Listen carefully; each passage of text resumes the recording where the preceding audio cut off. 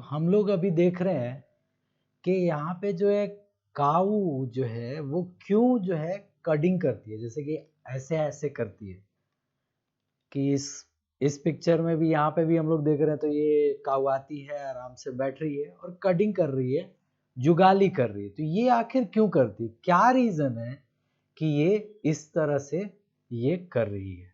तो इसके पीछे का रीजन क्या है, इसी को हम लोग इस सेक्शन में जानेंगे कि आखिर तो लाइक और सब्सक्राइब भी कर दीजिए हमें। जानेंगे कि आखिर ये क्यों ऐसा कर रही है। तो देखिए, उसके लिए हम लोग को जानना होगा डाइजेशन सिस्टम के बारे में काऊ के।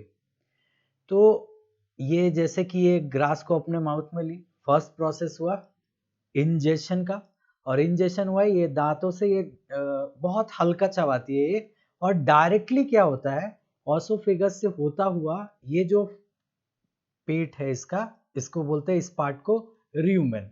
ये जो यहाँ दो जगह देख रहे हैं ये र्यूमेन है, ठीक है। तो यहाँ पे आके कलेक्ट हो जाता है, ठीक। और यही दोबारा इसके माउथ में दोबारा फिर से आता है, वही वहां से र्यूमेन जो है वहां से वो आता है दोबारा से मुंह में, और ये फिर स्टार्ट कर देती है कडिंग करना, ठीक है। तो इस वजह से जो गाय है वो कडिंग करती है। अब गाय का जो ये स्टमक है हम लोग के जैसा नहीं है, ये 4 पार्ट में जो है डिवाइडेड है। तो देख लेते हैं, एक पार्ट को हम लोग र्यूमेन बोले, एक पार्ट है जो इसका उसको ओमेसम बोलते हैं, दूसरा रेक्टिकुलम, और ये एबोमेसम। तो अब देखते हैं इसको आराम से कि ये कैसे पूरी तरह से डाइजेस्ट होता है।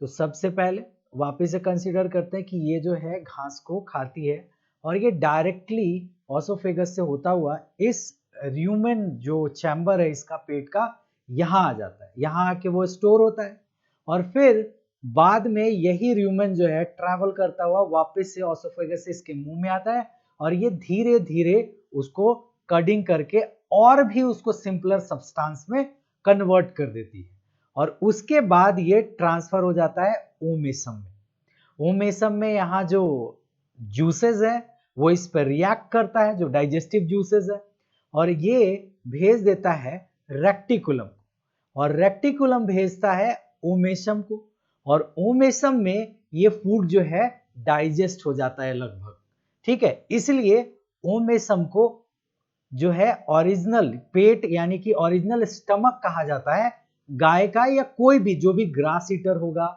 या रूमिनेंट होगा, ठीक है।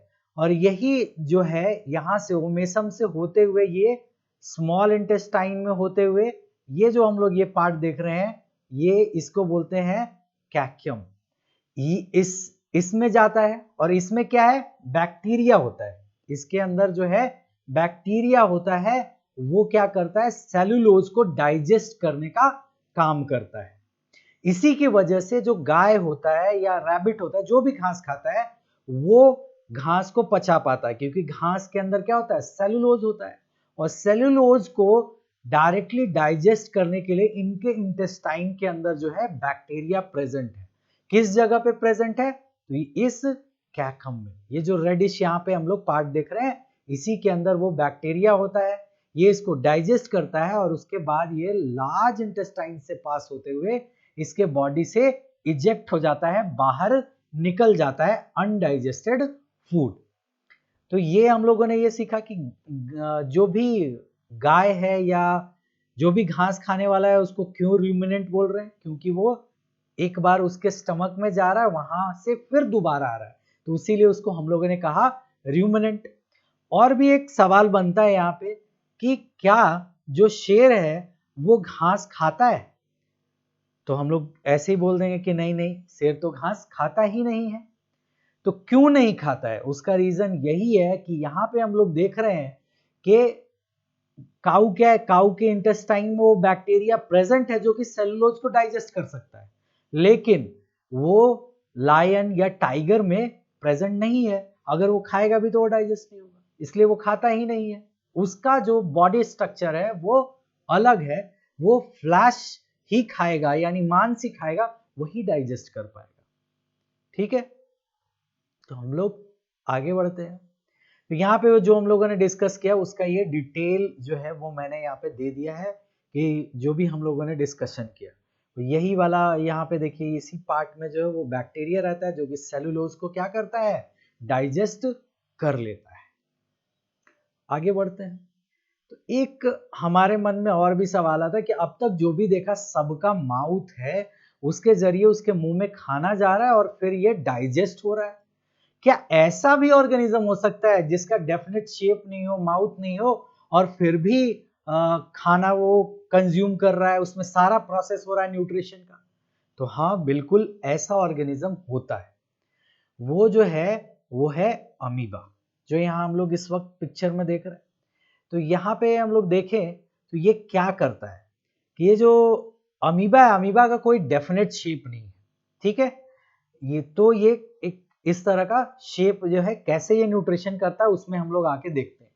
सबसे पहले जो अमीबा है, अमीबा के पास जैसे ही फूड आता है, ये क्या करता है, उसको सेंस कर लेता है। जैसे ही सेंस करेगा, ये अपना ये वाला जो इसका हम लोग देख रहे हैं, ये निकला हुआ जो पार्ट देख रहे हैं हम लोग, इसको बोलते हैं सूडोपोडिया। तो सूडो का मतलब होता है फॉल्स, पोडिया मतलब लेग, कि नकली सा लेग जो है ये निकाल ले रहा है, एकदम बिल्कुल ऐसे करके निकाल ले रहा है और फूड को ऐसे घेर लेता है, ठीक है, इन सर्कल कर लेता है। यहां पे देखिए, ये फूड को इन सर्कल कर लिया और फिर बॉडी के अंदर डाल दिया। अब बॉडी के अंदर डाल लिया तो जैसे हम लोग के पास स्टमक है, इसके पास जो है वैक्यूल होता है, ठीक है। वैक्यूल क्या है, तो वैक्यूल एक पाउच के जैसा होता है। जैसे हम लोग के पास पेट है, उसके पास वो पाउच है, उसका नाम जो है वैक्यूल है, और उसके अंदर डाइजेस्टिव जूसेस होता है। वो फूड को और सिंपलर सब्सटेंस में तोड़ेगा और वो डाइजेस्ट करता है, और फाइनली इसमें जो है क्या होगा, एब्जॉर्प्शन के बाद एसिमिलेशन हो जाएगा, यानी एनर्जी को वो यूटिलाइज कर रहा है, इसी को एसिमिलेशन बोलते हैं। तो इस तरीके से जो है ये करता है और फाइनली ये इजेक्ट कर देता है बॉडी से। तो ये मोस्टली पाउंड में पाया जाता है, तालाब में पाया जाता है। तो जहां भी ये रहेगा पाउंड को गंदा कर देगा, क्योंकि जैसे आप बाथरूम में जाते हो अनडाइजेस्टेड फूड को निकालने के लिए, ये तो वैसा है नहीं, पानी में ही डायरेक्टली क्या करेगा, ये इजेक्ट कर देगा। तो वो उस सरफेस को थोड़ा गंदा भी कर देता है।